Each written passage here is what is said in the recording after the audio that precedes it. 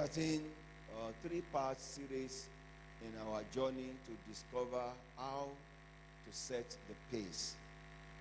And the meeting started last night in a very unique way, and we give thanks to God. Last night, God brought us to a point where we look at a young boy at the age of 17 who was anointed and set apart from among his peers. His brothers, his siblings were watching when God singled him out and picked him as a solution. So last night was the opening night. And we didn't bother to ask ourselves, what does it really mean to set the pace? What does it really mean to set the pace? So when we say set the pace, what comes to your mind? Anybody? When you hear set the pace, what comes to your mind? Quickly. Let me hear you. Being an example, thank you. Anybody else? To make something right, thank you. Anybody else? Taking the lead, thank you very much. Anybody else? Making a difference, thank you. Let me take two more. From the back, the big boys and big girls. You are not speaking to me today yet. Yes, what does it mean? What does it mean to you when you hear set the pace? Pardon? Lead the way. Thank you very much. When we say set the pace, we are talking about creating standard. We're talking about don't just disappear into the crowd. Don't just disappear into your class. You enter the class, they are making noise, you join them to make noise. They are stealing, you join them to steal. They are robbing, somebody's granite is being preferred, you are happy and smiling with them. No, set the standard. The next thing we are thinking about is exceed the current possibilities. What are the possibilities on the ground? What are the things that my generation, what are the things my people are doing? If all my people are doing like this, they are dancing like this, should I just join and dance with them? Is there a standard I can set? My son told me one time, he said he was being accused in the school because that time he went to school with a complete suit. And on Sunday he put on tie and suit. And they say he was dressing like a professor or a pastor. I was not happy. I said, so if they have called you Agberu, will you be happy?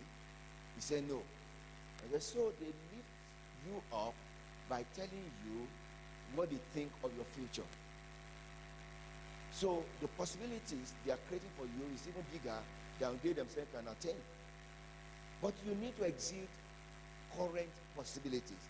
When we talk about set the pace, we're talking about raising the bar to set the new rule. When people are doing high jump, so when you raise the bar, you are setting a standard higher than what your colleagues are playing around with. When we say set the pace, we talk about to surpass known expectations. What is expected? What is expected? They say, okay, everybody come to the hall, we have a meeting going on, and you are busy playing with your phone outside. That's not what is expected of you. What is expected of you that you are in the hall at that time. But to even surpass that expectation is to come to a place where you become not only a standard, an example, as you have said, but that you exceed, you go beyond what is traditionally known. Today, you push the limit above ordinary. So when we say we are setting the pace, we want to push the limit above the ordinary. We want to go higher than what. So there's no point whether you are an uncle or auntie or a brother, a sister, a daddy or papa. It doesn't even matter. If you are not going beyond the ordinary, you are not setting the pace. You are not different from anybody else around. So when we say set the pace, we're talking also about redefining the boundaries. Redefining the boundaries. What are the parameters? What are the boundaries set? What are the limitations imposed? What are the measure, put in place to say, this is how far you can go, this is how far you cannot go. So we talk about redefining it in all areas of life. In all areas of life. When people are struggling to communicate around the world, to exchange information, to be regularly connected, a young boy called Mark set up Facebook. He redefined the boundaries. He set a new standard. But we are not only talking about the planet, we're also hearing heaven issuing orders. Some people will be in your class, they will be in your school, they will be in your church.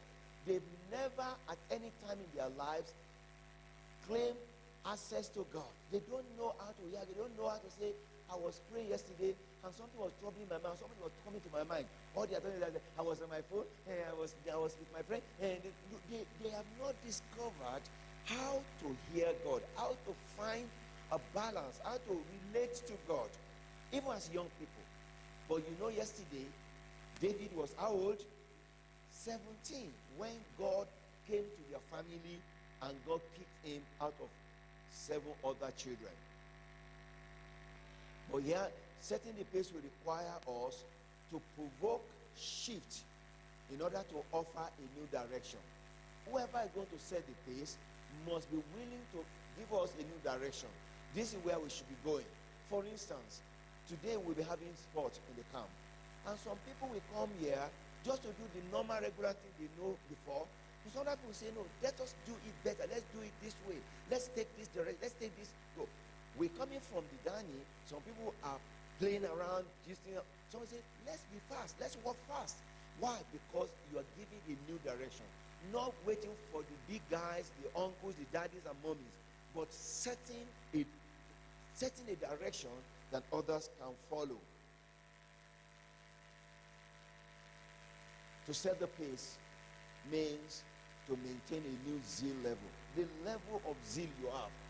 Well, then we should go. I'm going to meet my friends in KVA. That's where I'm going. Are you just coming here to meet your friends? Will you be asking God, I want to meet with you? Will you be asking God, I want to meet with you? I want to meet with you. And finally, to set the pace, we mean to declare the truth in the age of error. To declare the truth, to make people know this is the truth. This is what God is saying. This is how God wants us to behave. We may be young, but God has plans for our lives. God has plans for our lives. God has plans for us. We cannot ignore the plan of God for our lives. To set the pace will require us to begin to ask ourselves, how do I declare the truth when everybody is lying? There are people who are professional liars, and they are taking for granted that lying is okay. But when they meet with you, they know that you cannot tell a lie or allow them to tell a lie around them. So you set a new standard, a new rule, and that's why today we want to now look at what does it really mean to set this pace. How do we go about setting this pace? I want you to keep those 10 laws. I call them 10 laws of setting the pace. I'm going to repeat them tomorrow. I'm going to repeat them on Saturday. Those 10 laws of setting the pace, we're going to repeat them every day. But now let's go into setting the pace. And the first thing today is I want you to look at that word on the screen. Identification. Call it for me. That will be our watchword today. That will be one word you must not forget today. Identification. How? Have you heard of identity card in Nigeria? That's how to single out that you actually belong to the country. Identification is a key word today that must not be forgotten. It must not be forgotten. And it means staying rooted in the Father's communion. You are not just a boy. You are not just a student. You are not just a teacher. You are not just a lecturer. You are not just a businessman. You are not just a professor. You are not just a doctor. You are not just a lawyer. You are more than all those things, because your identity is rooted in Christ. Your identity is rooted in what God has made you to be. So that will be our watchword today. When you see anybody acting funny or in the camp, Say, remember your identity. Or just scream at his back, identity. Just let him know that that word is going to be a word to watch out for today. And as our uncles and aunties will be opening up our discussion, you'll be noticing that they will be helping us to deepen the understanding of what our identity is. But basically, we're looking at how do you stay rooted in the Father's communion. Every day we're going to have a quote. And our quote for today is this. Say it for me.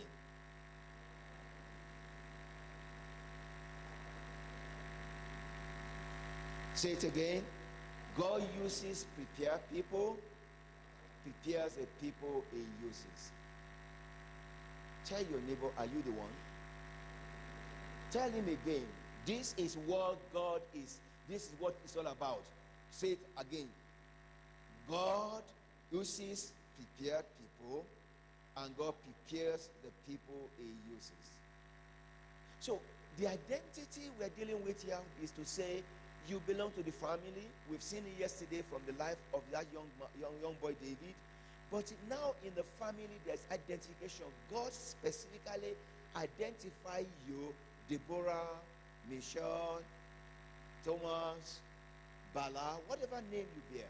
God now single you out as is working in your life to make sure that you set the right pace when your hour comes. So today, we'll be looking at the characteristics of the pace setter. What are the characteristics of the pace setter? What do we need to look out when we think of a pace setter? Are they just anybody? How do we know somebody is a pace setter? And we're going to read 1 Samuel chapter 17. We're going to continue from where we stopped about David last night. 1 Samuel chapter 17, and we'll be reading from verse 12. Now David was the son of an Ephrathite of Bethlehem in Judea named Jesse, who had 8 sons. In the days of the son, the man was already old and advanced in year. I'd like you to mark that word. David's father is old and advanced in year. The 3 oldest sons of Jesse had followed Saul to the battle, and the names of the 3 sons who went to the battle were Eliab the firstborn, and the next to him Abinadab, and the third Shammah. David was the youngest. Again, I want to mark the word. What's David's status? What's David's status? The youngest. How many of you the youngest in your family? Let me see your hand. Youngest in the family, let me see your hand. Okay, some of you are here, so great. How many of you the first in your family? Oh, okay, quite a number of you. So it's a mix today. David was the youngest. The 3 elder sons followed Saul. Mark verse 15 in your note. Verse 15 says, but David went back and forth from Saul to feed his father's sheep at Bethlehem. For 40 days, the Philistines came forward and took a stand morning and evening. And Jesse said to David his son, take for your brothers an ephah of the parched grain and these 10 loaves, and carry them quickly to the camp to your brothers. And also take these 10 cheeses to the commander of their thousands. See if your brothers are well, and bring some token from them. Now Saul and they and all the men of Israel were in the valley of Elah, fighting with the Philistines. And David rose early in the morning and left the sheep with the keeper and took the provisions and went, as Jesse had commanded him. And he came to the encampment as the host was going out to the battle, shouting the war cry. May the Lord bless the reading of his word. As we come to our discussion this morning, I want you to understand that God knows you are young. And God is not going to place a demand upon your life that is required of your parents. God is not going to make you to pass to go and sit for jump exam when you are in GS2. God will not create an impossible task for your life. God will always give you a task that is appropriate for your generation. But in the midst of God giving you that task, you also need to recognize and know that there are times when in your own, out of your own volition, out of your own decision, you are looking beyond the ordinary. You want to see what is this going to amount to tomorrow. So David, the youngest of the family of 8, was now on assignment from the father. What can we discover about a pace setter that is already brooding, that's already happening in the life of David at this time? Mind you, David has not done anything spectacular. David has not done anything unusual. We have not seen David in any particular function. He has not even told his testimony. You know, later we got to know that he had been killing lions and bears, but this time we have not known anything about him. All we knew is that he was a simple boy in the midst of his brothers, and in that situation, God singled him out, God anointed him, and the Holy Spirit came upon him. So what we learn from this David story that shows the characteristics, the resemblance of people who can set the pace, so that you'll be asking yourself whether you are on your way to set the pace or you are just going to disappear into the crowd. The first thing we notice there is that you need to take instruction. You need to know the facts. You need to know the facts. Look at the Bible passage we just read. Show me which verse was it that David took instruction. Anybody? Day. How many days? Just one day. So it may be a day you cannot even be aware of what you are doing. It may be the day you are very angry with yourself, angry with your brother, angry with your sister, or a day you are tired. That may be the day God shows up to show you your future.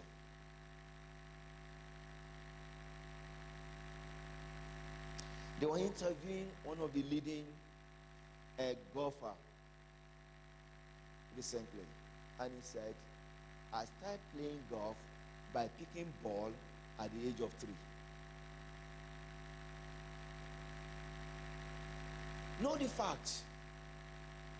Verse 17 was very good for us. Say, take for your brother. So the family matter is this: you are not alone.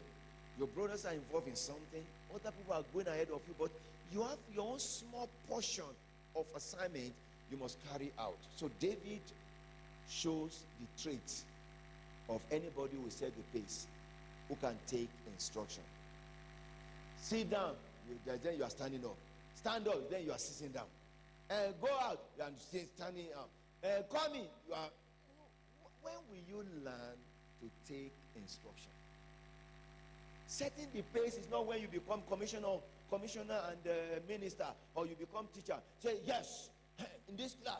No. It's more than that. It starts from the traits you exhibit at this age of your life. So David knew how to know the fact he was going to be sent to the battleground. He was going to be sent to his brothers. He was going to be sent with stuff. So he knew the fact. Second thing is that David stepped into relevance. He wasn't just going to go on Yahoo. He was not going on Yahoo. He was not going for fun.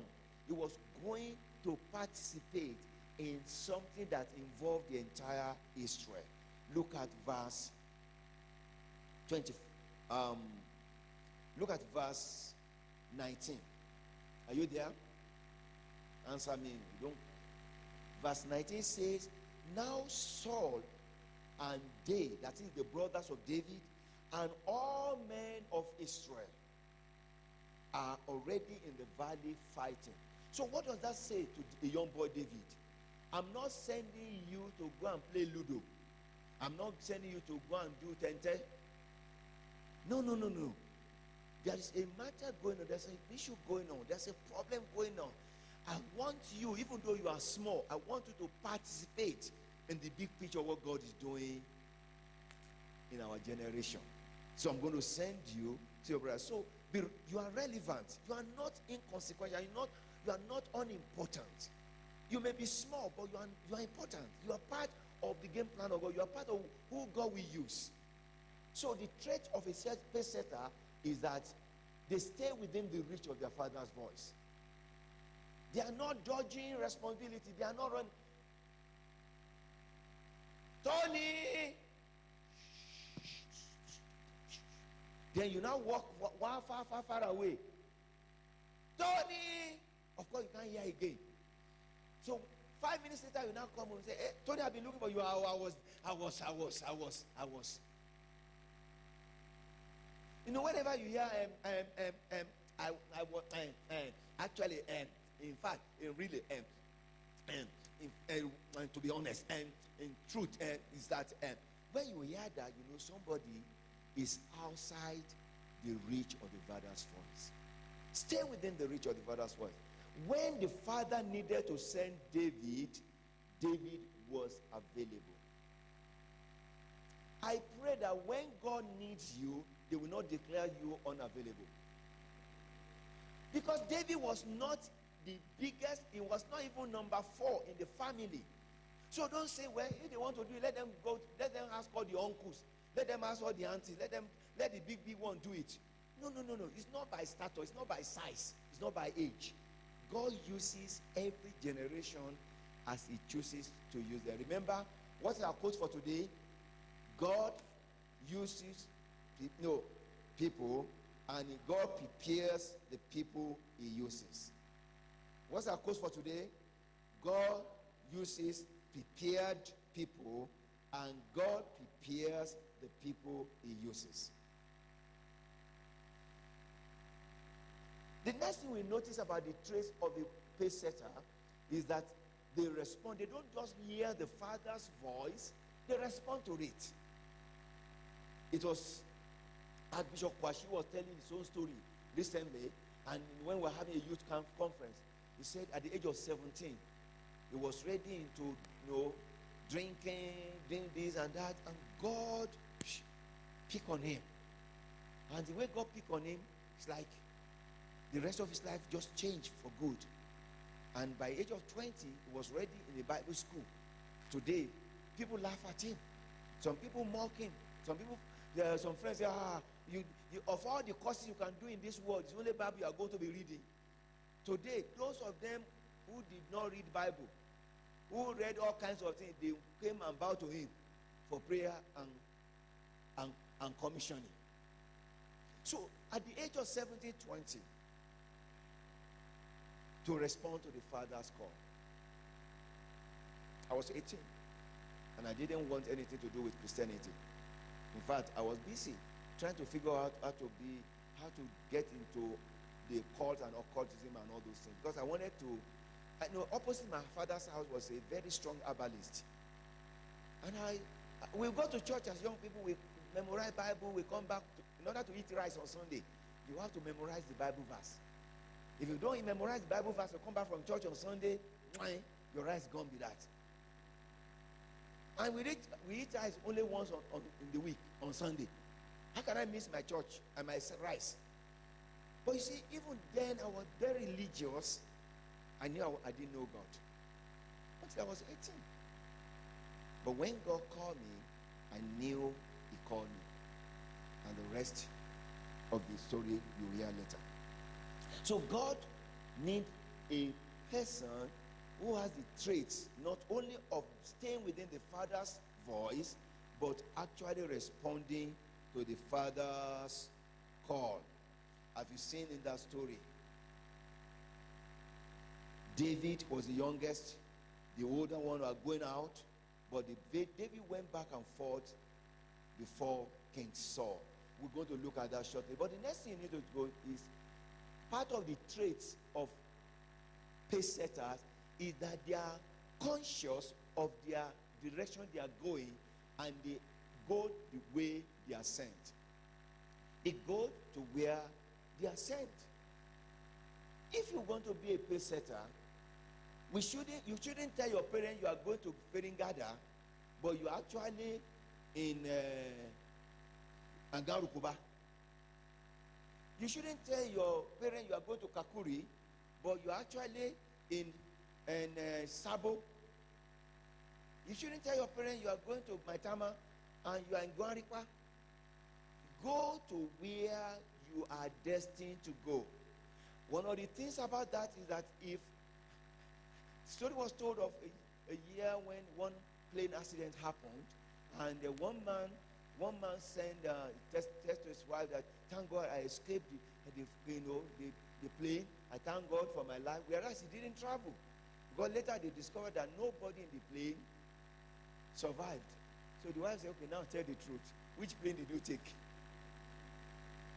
Go to where you are sent, because it is in going to where you are sent that God will honor your life journey. It's when you go to where you are sent that God will give grace commensurate unto your life. They don't just move zigzag, they don't just travel anyhow, they don't do all kinds, they don't just make friends anyhow, they don't do things to belong. They have a pattern of movement. In the case of David, he moved out of his comfort zone. It's a sign that David was growing up. For the first time, the father was now sending to the battlefront. He was now traveling in the direction to set the pace. Some of you, when you enter university, that will be your first time of traveling out. I was talking to one of my little girlfriend the other day. She was going for youth service. When that part of the country, in fact, I can't wait to travel. First time. Some of you, your first time of traveling was when you came to KVA a few years ago. Some of you, your first time of doing this. But there's a need for movement. But we're going to now look at what kind of movement is evident in the lives of those we call pace setters. I said they traveled the direction to set the pace. It's a sign they are going up. And actually, the pace setters don't grow old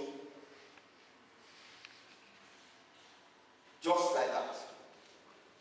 They actually grow up as they grow old.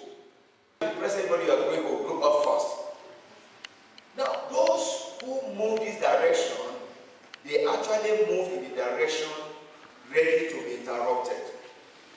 They are ready for interruption. How do we know David was ready for interruption? The Bible says he left home. Have you seen that in the passage we read? He left home. What did he leave at home now? His parents. He left his parents. He left his family members. He left his known terrain. He left the place where he would easily be at home with his friends. Some of you, when I asked you to move this morning, you cannot understand what I was trying to do. Some of you, the only reason why you stand there is that you are comfortable with your friend. That is your comfort zone. That's a place you are safe. That's what you can do like this. Because you know that you know. If you do that, is all you don't know. What do you say? What's the problem? But you are comfortable with your friends, so we always stay safe. But God will make place setters to step out of their comfort zone, but to move away sometimes from their cherished known place. I was traveling one year, and I got to the airport in Abuja, and any man walked to me, probably maybe in his late 50s, early 60s. He walked to me and said, "Sir, you're traveling to USA." He said, Can I ask you for a favor? I look at him, I said, "Are you traveling, sir?" He said, "No, but my little girl is traveling. And this is our first time of traveling out of Nigeria. In fact, this is our first time of traveling the aircraft. And to travel the first time in your life, and the aircraft, and to travel for 16 hours. So the father was worried. So the father said to me, "Will you help me look after this girl?" I said, "No problem." And so we boarded the plane. I tried to look for a number so I knew the seat where she was, so I could put an eye on her. So when we sat after about 2 hours of the fourth leg of the journey, I asked her, how are you doing? With the serve us food. I said, enjoy your food. She said, yeah. Okay. Unfortunately, we arrived in London and the airport was closed because of snow. So they flew us to France. Now, France and London are two different countries and two different cities. She is going to join a plane from London to US. I'm going to join another plane. I'm playing from London to US. Both of us were booked on the same plane by the kind arrangement. But here we are in France. The girl was panicking. Hey, we didn't return us to Nigeria. We didn't return to Nigeria. They said they cannot land in London. It's not that they book for me, oh. It's not that they book for me, oh. And she was. I said, calm down.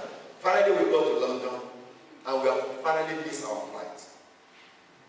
We missed our flight because the plane that we were to take had gone, another one was cancelled. And here we are in London. And the airline needed to give us accommodation overnight. There was another brother and his wife who was with us. He's now his older one. His man is 74. He's a missionary who came to Nigeria once in a while. So he's a friend to my friend Danny McCain. So all three of them, the old American couple and the young girl, now tied to me. So I now became a small savior.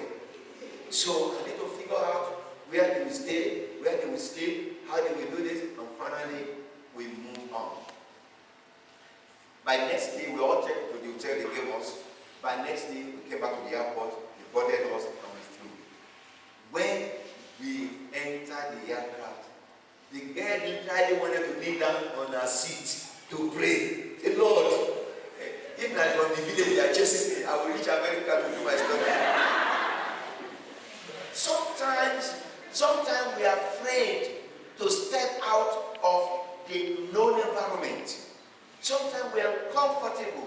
And I cannot blame you, because sometimes when you step out of your cherished, secure places, you realize that the environment is not as safe as you think. Like that girl. It's like all our nightmare, all the worst fears were happening. But to set the pace and to deliver supplies to your brothers and to your generation, you must take a step out and make a movement. It's a freedom you need to ask God to give you. A freedom to set the pace. A freedom to become all that God wants to become. A freedom to acquire the right skill and wisdom and giftedness that will make you set the right pace. There's a wisdom needed so that you, having been anointed by God and being rushed out by the Holy Spirit, you will remain what God wants to be and fulfill God's destiny for your life. So what do you need to do to plan to make it happen? And I call it prepare for action. What are the action plans? What are the things you need to do? Based on this segment of our story today, what are your action plans? What should you be thinking about? What should you be thinking of now? Tell your neighbor, prepare for action. Kick him now. And the neighbor, now you're afraid to kick him, you will not fight to kick him. Neighbor, prepare for action. It's not going to be casual, ordinary lifestyle that will give you the kind of pace-setting spirit we are talking about. It's true, God has anointed David. It's true, God has imparted with his spirit. It's true, the Father has called him to go do something that will set him on the path to set the pace for the whole nation. But David needs to organize and understand the purpose of God for his life. The first thing I'd like to remind you of is that you cannot travel that path when you have not acknowledged God in your daily life. You cannot travel that path if you have not acknowledged God in your daily life. The Bible says, lean not on your understanding. Proverbs chapter 3 verse 6. The Bible says, in all your ways acknowledge him, Some of you, when you want to pass exam, you don't have anybody, you ask your friend to help you write exam, you ask your friend to help you, let me sit with you. You know maths more than me. Me, I know even economy more than you, so I will help you in economics. You help me in maths. And in a way, you create that atmosphere to say we are helping each other. But the Bible says in all your way acknowledge him. So it's important for us to know that is critical. The second thing that needs to happen to you, you need to set the right goal.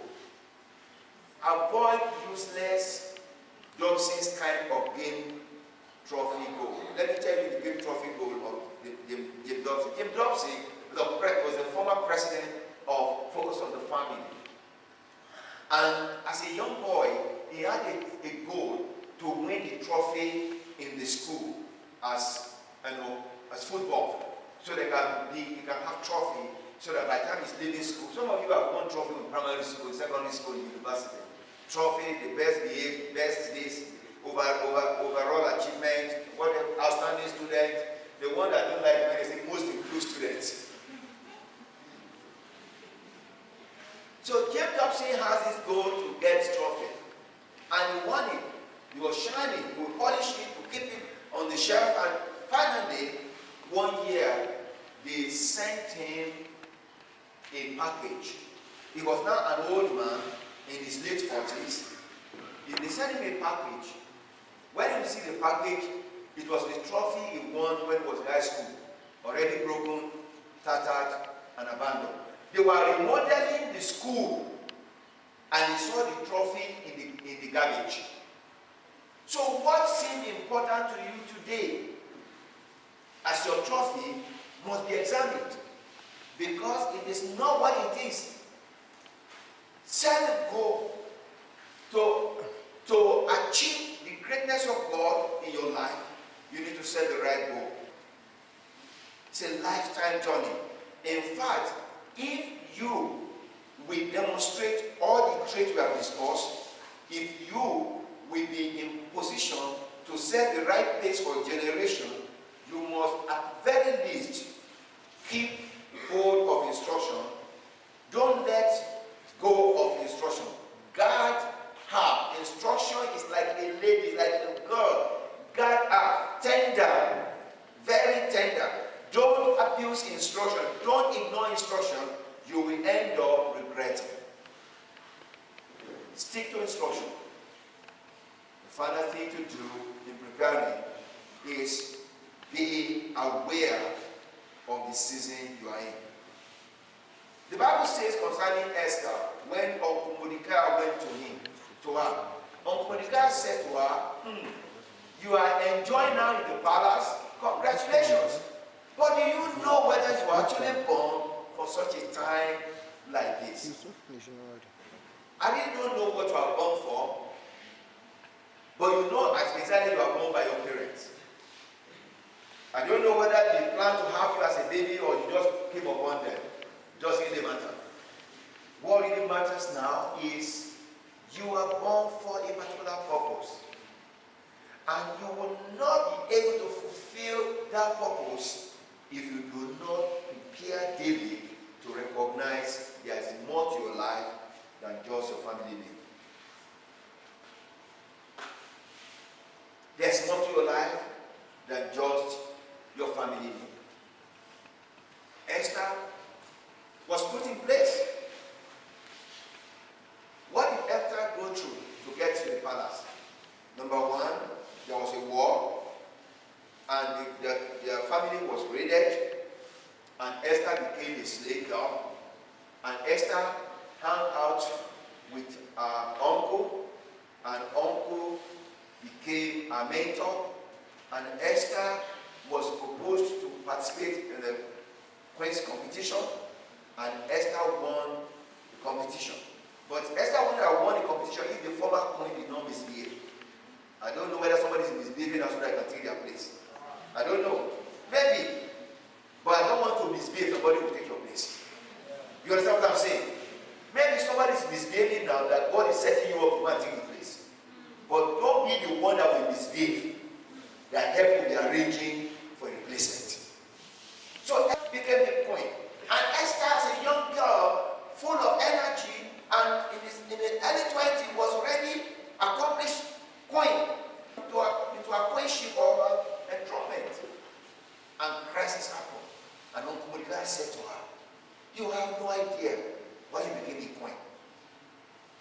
fact, you have no idea where you are born at all.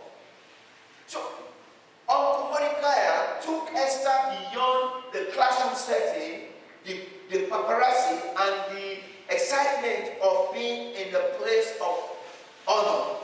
So, the very reason the day your mother was in labor. You have no idea why your mother went through that labor. You have no idea. So you were born for a time like this. Therefore, everyone needs to ask God for the compass. You need to hear God. You need to hear God because it is in hearing God, it is in hearing God that issuing orders to your life that you can relate to God like David related to his father. That you can relate to your future as David related to his future. You can relate to your purpose as David related to his purpose. You can relate to the circumstance of life as David related to the circumstance of life. This young man with this, what do you call it, compass, is trying to get direction. Got to get, where am I? Where am I going? What's going on? And you see, just as compass is to a traveler, so is hearing God is to a pace setter. You need to hear God. You need to find out what is God saying to me. So what really matters now, ladies and gentlemen, what really matters now is this. You must be able to hear God issuing orders to your life. At this stage, it's not how many Bible verses you can quote. At this stage, it's not how long you can stay in prayer meeting. At this stage, it's not even your waywardness in the past is not the issue. If in this moment of your life, because the Bible says one day, David was called by his father. One day. If in this moment of your life, you can pause and ask God, I want to hear you. I want direction for my life. I want to be the best God wants me to be. Some of you are struggling now because your parents want to read a particular course. You don't want to read that course. And there's a war at home. Some of you are thinking of a particular relationship. Your parents are not thinking of that. And there's tension everywhere. Why don't you ask God, I want to hear you? I like to hear God. I want God to issue that to me. Can you say to me what is on the screen? The last sentence there.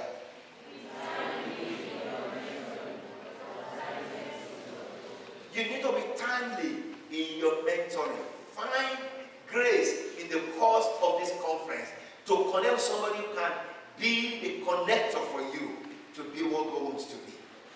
Somebody might play the role of Jesse for you in this meeting. Somebody might play the role of Jesse for you. But be timely. If you are not available, if you are not connected, if you are not involved, if you are running away from the voice of reasoning, the voice of wisdom, the voice of God, you won't be able to accomplish what God wants to accomplish in your life. So be timely in your mentoring, but be timeless in your purpose. The purpose of your life has no time limit. From the day you are born to the day you are dying, or the day you die, you're going to be checked and judged by that purpose of God.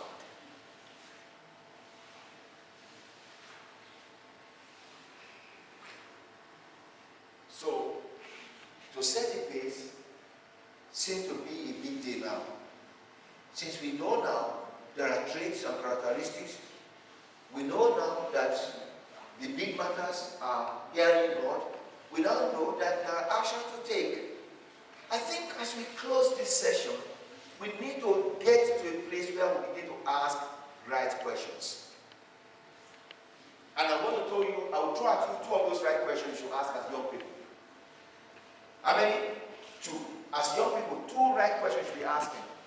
Because there are questions people ask that are not right. And of course, people who work with me or live with me know that I don't tolerate questions that are not okay.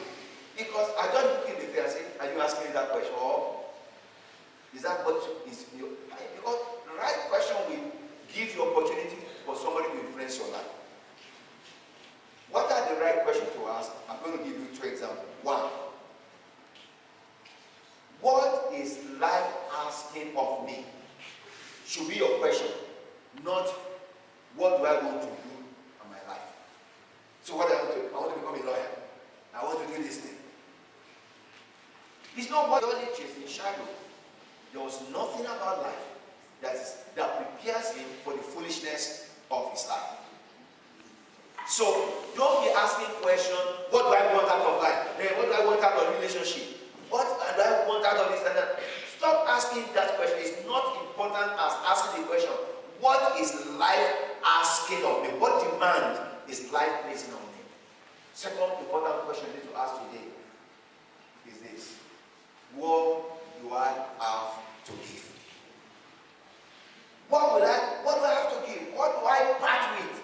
What do I need to release? Some of you need to give up your foolishness, your friendship. Some of the people that have attached themselves to you, they are going to ruin you. They are going to make your life miserable. You become a prostitute by the time you are 22. Some of them you become a robber. You become, they scheme you to skin you. Did you hear me? They scheme you to skin you.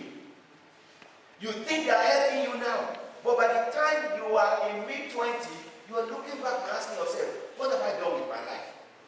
By the time, when you are coming to this program, some of you, your friends say, you say, I don't have pen, no, I don't have Bible. Say, it doesn't matter. It doesn't matter. Let's go. That man is foolish, and God is giving you a gift of foolishness.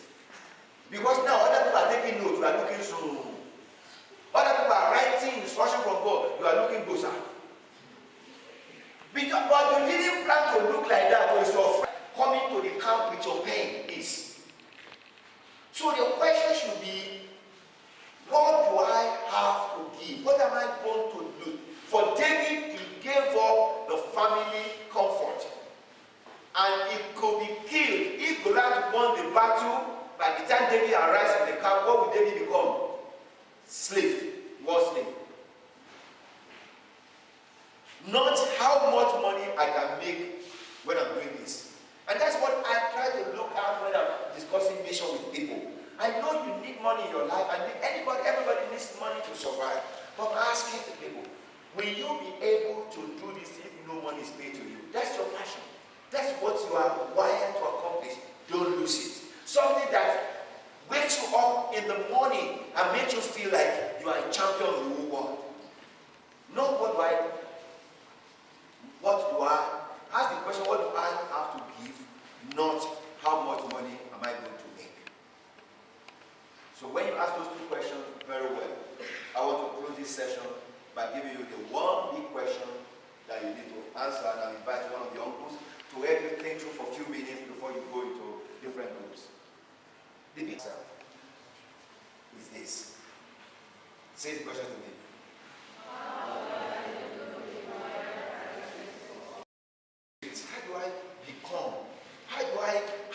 How do I fulfill this eternal purpose? How do I set the pace if I'm no longer even connected with my Father? It's not going to work. The new question is what? How